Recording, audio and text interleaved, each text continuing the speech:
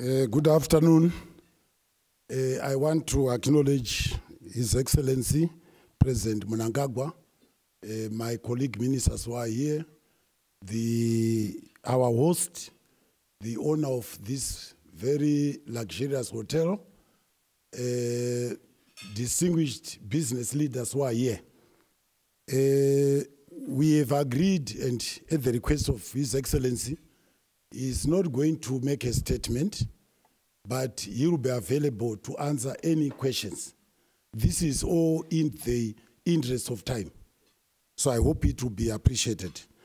I stand here just to highlight, and I want to thank the Governor of the Central Bank for his very comprehensive presentation in a very short period of time. So I just wanted to pick one or two areas just by way of highlighting. First, I want to highlight the issue of political stability that Zimbabwe enjoys. And we demonstrated our maturity as a nation, as a people, during the transition that took place recently. I know that as business people, when you go into a country for the first time, you do a scan, you check what the political, socio-economic environment is like. If at the time I was going to give you a scan on our political situation, but I don't have that time. Suffice to say that the changes in leadership that took place in November were smooth, peaceful, lawful, procedurally correct, and constitutional. And that speaks volumes about the political maturity of our people. And I'm confident that as we go into the future, that political stability will be guaranteed. I also want to highlight the issue about the depth of human capital in Zimbabwe.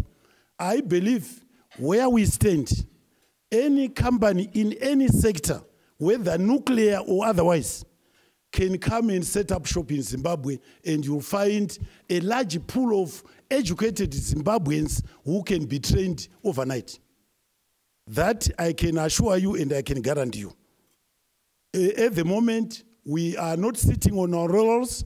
We are embarking on a new curriculum from kindergarten up to tertiary education, where we are giving focus to science, technology, engineering, and mathematics. This is with a view to creating a new cadre of Zimbabwean who can create employment for others. So I thought I should highlight that. Like any other country, and Zimbabwe in particular, we have been facing a lot of challenges. And I think the governor took you some of them. Low production, low exports, a problem with our deficit, with our fiscal deficit. You can name them. But these challenges are our challenges, our shortcomings. They come to you as opportunities. So wherever you think we are being criticized heavily in terms of a shortcoming, that is where your opportunity lies. And I'm happy that as you sit here, you actively look into how to take up some of those opportunities. The governor has emphasized, of course, that our growth rate projected this year is 4.5%. I wanted to say that I put it in the national budget. It's a conservative rating. I believe we are going to do better by the end of the year, given the opening up of our economy, given also the fact that we are moving full throttle on our economic reform agenda. Full throttle. In fact, the foot is on the pedal and not on the brake. And we are satisfied that across the board, we should be able to achieve this. We are reforming the state enterprises sector. We are reforming the local authorities, just like we are reforming the budget at the national level. We are putting in incentives to encourage production and more exports and more exports. And when all these things are taken into account, we envisage a higher growth rate this year. As you are aware already, we have already started amending the indigenization law to align it with our policy. In fact, the amendment is in the finance bill, which has already passed the National Assembly and just awaiting to pass through the Senate. And I'm very confident that we will have support. As already the governor has mentioned, and His Excellency has also articulated on many issues, agriculture is the anchor of our economy. But we realize what the challenges are. The challenges are that we had a dispute with the former owners, and we are taking measures, concrete steps, to resolve those disputes. Essentially, to agree that a mode of paying compensation to them. And at the moment, working in collaboration with them, we have been evaluating the improvements which, under the Constitution, we are obliged to pay. We have also been evaluating land and improvements in respect of farms which are protected under bilateral protection agreement. Further, we are going to do land surveys to fix new boundaries preparatory to giving tenure, that is 99 tradable, collateralized 99-year lease. That we are undertaking. If the pace is slow, it's not because of any intentions, it's because sometimes we have to scratch around for resources in order to speed it up. But clearly, we are very clear what needs to be done. In the mining sector, I just wanted to let the cat out of the bag to say the Minister of Mines in the next few weeks is going to, we want participation in the gold sector because we believe it's our quick win. We have a lot of gold mines which have been idle for a long time, and we are inviting joint venture participation partnerships in the gold sector. So you'll be going out to advertise, to invite expressions of interest. And we now have a joint venture act which lays the legal framework for us to consider any proposals for joint venture participation.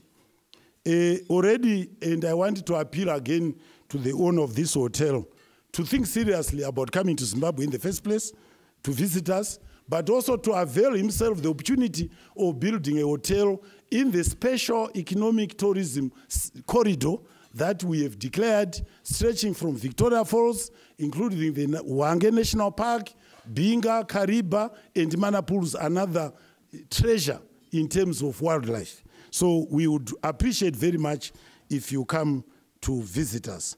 With respect, I thought there is something that should have been mentioned, but somehow it slipped the attention of the governor. That is the currency issue. I know all of you have on your minds the issue about Zimbabwe does not have a currency of its own. And you are always asking questions. When will the local currency come? It will come, but only after certain macroeconomic fundamentals are satisfied. And we are going to have to address the issue of fiscal consolidation. We are going to have to address the issue about building reserves sufficient to give us an import cover of, say, 6 months and above. We are going to have to address the issue of low production, low exports, trade imbalance. All those issues, we need to address them first before we are satisfied that we are ready to introduce our own currency. At the end of the day, the issue of currency is a confidence issue.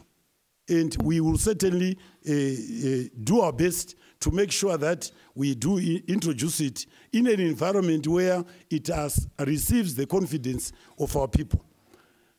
On re-engagement, the aspect I wanted to say is that all along our re-engagement has been to try to normalize economic relations. But since our president came, we are now looking for political normalization of relations with all countries, irrespective. So we are putting out messages to those countries which we were not in good standing, Europe, the United States, the UK, to say, let's normalize political relations.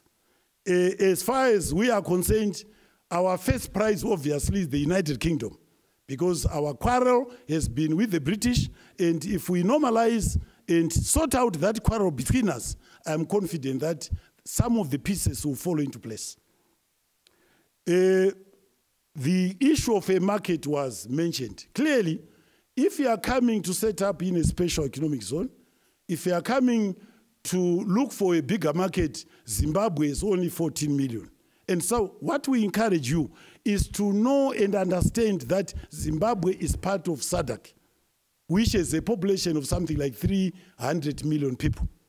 Also, Zimbabwe is part of the COMESA larger group, up to Tunisia, up to Egypt, which has an even larger population. So when you come, think of exports, think of a larger market, not just Zimbabwe. We will only be a springboard for your activities on the continent. Now, with that explanation and highlighting, let me now, with your permission, introduce His Excellency. I think, as you know, the chief executive is a very important person in a company. And so he is also, when he's the chief executive of a country. And it is very important that you should know his background, where he's come from, where he's going, and so on. The family of the president migrated to Zambia in the 50s, running away from colonial oppression. It was then Northern Rhodesia, and he was running away from oppression in Southern Rhodesia. The difference between Southern Rhodesia and Northern Rhodesia at that time is that Southern Rhodesia had been earmarked to be a dominion and not Northern Rhodesia. And the population which came to settle, we are coming to settle for all time, for 2,000 years. And so the governance was different. It was more stringent in Zimbabwe, more oppressive in Southern Rhodesia than it was in Northern Rhodesia. So they ran and migrated to Zambia. When there, he first joined the UNIP Youth League. That was in 1959. And this was UNIP under former President Kaunda. Thereafter, at the formation of ZAPU, he was a member of the third group under ZAPU to go for military training in Egypt. When the nationalists split, he joined ZANU and was sent to China for military training. He came back and engaged in guerrilla activities back home, was betrayed, as we sometimes all are from time to time. He was imprisoned 10 years, and he took the opportunity of the prison to advance his education. After the 10-year period, in fact, what saved him from the gallows was his age. At that time, the age was 21, the majority age was 21. He was below that, and the law at that time did not permit the hanging of a juvenile. So it helped him. In other words, the stars were in his favor.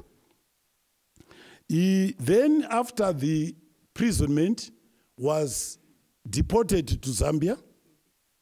He went and enrolled at the law school in Zambia, University of Zambia, trained, graduated as a law graduate, went into private practice then in a firm then owned by one who turned out to be our first black Chief Justice in Zimbabwe, Justice Dumbujena. He went back to the war front. In 1977, he was appointed a personal assistant to our former president, President Mugabe, a position he held until independence. After independence, he held several portfolios. Firstly, Minister of National Security up to 1987. Thereafter, Minister of Justice, Legal and Parliamentary Affairs. Thereafter, Minister of Housing and Social Amenities. Thereafter, Speaker of Parliament, Minister of Defense, again, Minister of Justice. Then in 2014, December, he was appointed Vice President of the Republic of Zimbabwe, a position he held until he was dismissed on the 6th of November 2017. And it is that dismissal, which acted as a catalyst for the change that, in fact, we are now witnessing. I could have gone on the preceding catalytic events that took place to lead to the changes in leadership. But the dismissal almost like brought forward the demand for change. And the change came with his inauguration. I won't take you through much of that. With his inauguration on the 24th of November. As I have said, the transition was smooth, procedurally correct, lawful, constitutional. The president has, since his appointment as President of the Republic, launched the country on a new trajectory, economic. His main focus is on the economic recovery. And he will do anything in his power to make sure that any serious investors come to Zimbabwe and feel protected. And if there are any hurdles, please let us know. Those will be removed. We want to facilitate your investments in Zimbabwe because we need that investment to turn around the fortunes, economic fortunes of our country. This concludes my introduction, and I believe that I give it back to you, Professor Mutuli, so that maybe we have an opportunity to answer the questions from the audience. I thank you.